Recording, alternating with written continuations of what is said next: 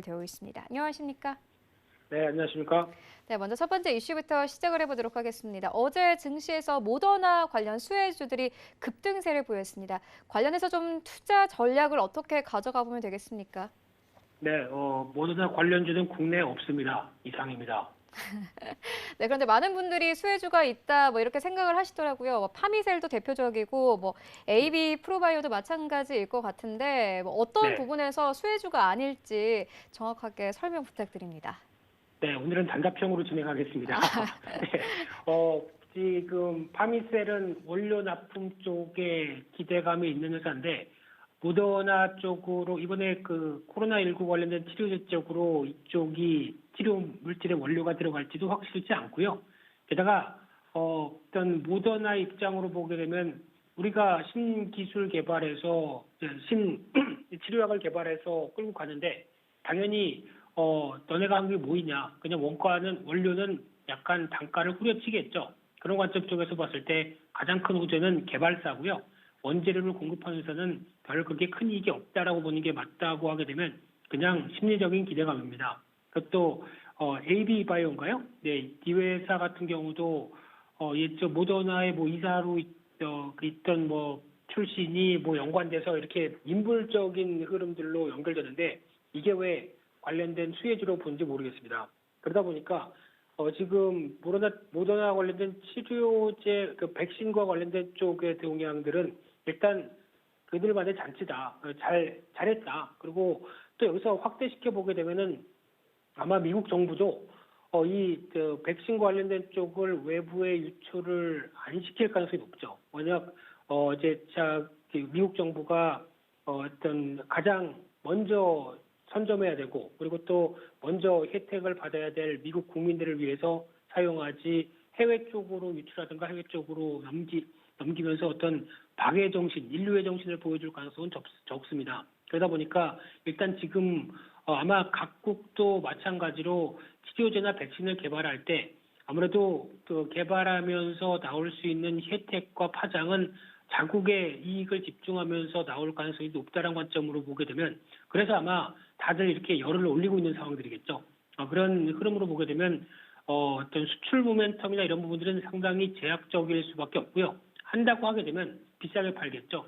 그런 관점에서 아무래도 지금 나오는 동향들은 일단 코로나19가 정복될 것이다라는 기대감은 높다고 하더라도 치료제와 백신 관련된 거는 일단 해당된 회사에 한정된다라는 관점 쪽으로 봐야 될 것 같고요. 하지만 크게 봤을 때 이 시장의 게임 체인저로 나올 수 있을 가능성은 상당히 높습니다. 왜냐하면 지금 같은 경우 일단 지금 코로나19가 어느 정도 잡힌다고 하더라도 저희가 옛날에 생활 수준, 그러니까 즉 마음대로 마스크 안 쓰고 해외여행도 다니고 할 수 있을 정도의 수준이 한 100이었다고 하게 되면 지금은 거의 뭐 3, 40 정도밖에 안 되겠죠. 근데 이 코로나 치료제가 개발되면서 이제 좀 마음 놓고 다니긴 다닐 수 있겠다라고 하게 되면 예전 수준이 아니라고 하더라도 한 7, 80 정도까지는 활동 수준이 올라올 수 있겠다라고 하게 되면 이에 따른 기대감은 커질 수밖에 없고요. 그렇게 보면은 아무래도 지금 2분기까지 해서 코로나 19가 정점을 보였던 흐름들과 함께 같이 맥락을 해왔던 게 대표적인 언택트주들이죠. 이런 쪽은 2분기까지가 거의 실적이 정점일 거고 그러면은 실적이 좋은 건 알겠는데 계속 올해까지도 좋겠느냐라고 봤을 때 약간 이제 의문감이 들겠죠.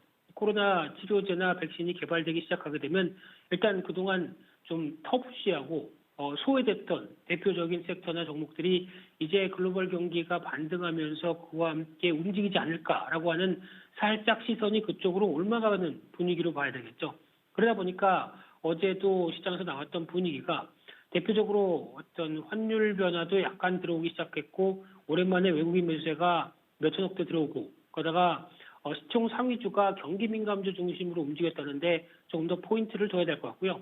이런 변화가 일단 단기간에는 실적 발표와 함께 좀 단기 주가의 정점을 찍는 언택트주의 모습을 보이면서 반대로는 매수세가 어떤 이전되는 그러니까 즉 그쪽을 팔고 일로 넘어가겠다라고 하는 의도가 좀 충분히 보여질 거라고 생각되고 있고요. 그래서 단기적으로는 이쪽에 대한 관점들 눈여겨보시되 아마 가장 대표적인 종목으로 움직일 수 있는 게 현대차입니다. 자동차 쪽의 대표 주자 현대차 같은 경우 일단 작년 말 하반기부터 대형 SUV였죠. 이쪽으로 우리는 이제 할 수 있습니다라고 보여줬던 4, 5년 동안 실적이 계속 감입됐던 부분들에서 변화를 보여주겠습니다라고 했던 부분들이 이 코로나19로 좀 엉망이 됐었죠. 그런데 지금 현재 부분에 다시 재평가를 해보게 되면 여전히 판매량 기준으로 봤을 때 내수가 해외 부진을 좀 막아줬습니다. 그래서 그나마 자동차 메이커 중에서 생각보다 어떤 그렇게 급하게 하락하는 어떤 판매량과 어떤 타격들을 좀 막아줬다는 데 대해서 일단 국민들한테 감사해야 될 것 같고요. 그런 관점으로 보게 되면 일단 판매량이 다시 그 해외 중심으로 회복되기 시작한다는 어떤 단서가 나오기 시작했을 때 가장 또 눈여겨볼 수 있는 상황들이고, 게다가 최근에 한국판 뉴딜 정책 쪽에서 형이 거기서 왜 나와라고 하는 이 정의선 부회장이 이제 나와서 총괄 이 그린 뉴딜 관련된 얘기를 하기 시작했죠. 그렇다는 얘기는 정부나 아니면 시장에서 집중하는 게 그린 뉴딜과 관련된 쪽에 수소차, 전기차는 핵심은 얘다. 얘가 아니죠. 형이다. 형이 주도하겠다라고 분명히 보여준 만큼 그에 따른 앞으로의 성과도 기대하면서 뭐 2025년까지 전기차인가요? 예, 전기차 시장 점유율 10%대 2위 뭐 이런 식으로 얘기를 하는 거 보니까 잘하게 되면 과거에 애플과 삼성의 흐름이 생각나죠. 애플 같은 경우도 아이폰 초기에 개발하면서 어떤 혁신의 주자 그러면서 시장을 어떻게 보면 혁신적인 리더로 보여줬다가 그거를 맹렬히 추격하는 쪽은 삼성전자였습니다. 마찬가지로 이번에도 테슬라가 압도적인 판매량과 함께 시장에서 주도적인 흐름을 보여주는데 국내 기업들이 잘하는 거는 트렌드 보여주면 거기를 맹렬하게 추격하는 추격자의 역할을 상당히 잘합니다. 그런 상황에서 리더를 하기에는 아무래도 초기 개발 비용이나 여러 가지 트렌드를 확인해야 되다 보니까 좀 주저주저하고요. 트렌드가 확인됐다 그러면 뛰어들어서 뭔가 어떤 강하게 드라이브를 거는 걸 잘합니다. 아마 이번에도 테슬라와 현대차의 관계가 과거의 애플과 삼성의 관계가 될 가능성이 높다라는 쪽에서 무게를 두게 되면 그만큼 변화 가능성이 높다고 봐야 되겠죠. 그래서 지금은 현대차에 대한 동향들, 특히 2분기 실적을 발표하면서 부진하겠죠. 부진할 때 지금 최근의 흐름을 보게 되면 약 한 뭐 10만 원대 중반이나 다시 뭐 초반 정도까지 들어오거나 지금 가격도 그렇게 나빠 보이지는 않습니다만 그 정도까지 들어오게 되면 현대차 관심을 가지시고 오시는 게 좋을 것 같고요.